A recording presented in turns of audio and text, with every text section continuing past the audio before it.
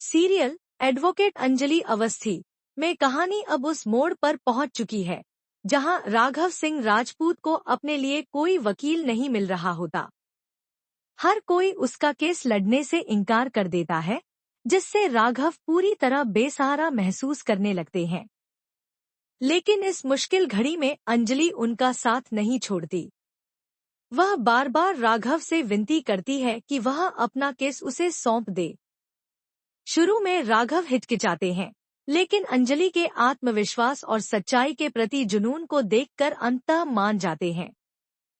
अब अंजलि पूरी ताकत और लगन के साथ केस की पड़ताल शुरू करती है। उसे हर कदम पर रुकावटों और धमकियों का सामना करना पड़ता है, लेकिन वह हार नहीं मानती।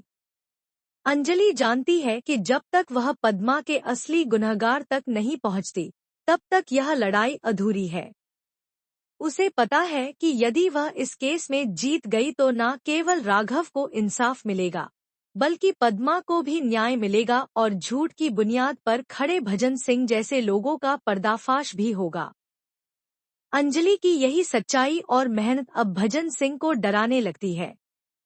उसे लगने लगता है कि अगर अंजलि ने सच सबके सामने ला दिया तो वह बर्बाद हो जाएगा। इसलिए अब भजन सिंह अंजलि को डराने धमकाने लगता है और उसके रास्ते में अड़चने पैदा करता है।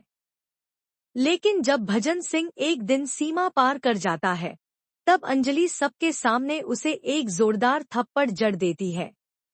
यह थप्पड़ न सिर्फ भजन सिंह की इज्जत पर तमाचा होता है, बल्कि पूरे शहर में उसकी छवि गिरा देता है। अब अपमानित भजन सिंह अंदर ही अंदर आगबूला हो जाता है और कसम खा लेता है कि जैसे उसने पद्मा को खत्म करने की कोशिश की थी, वैसे ही अब वह अंजलि को भी रास्ते से हटा देगा। लेकिन क्या भजन सिंह अपनी इस गंदी साजिश में कामयाब हो पाएगा? क्या अंजलि इस बार भी जीत पाएगी? और क्या सच्चाई एक बार फिर झूठ पर भारी पड़ेगी?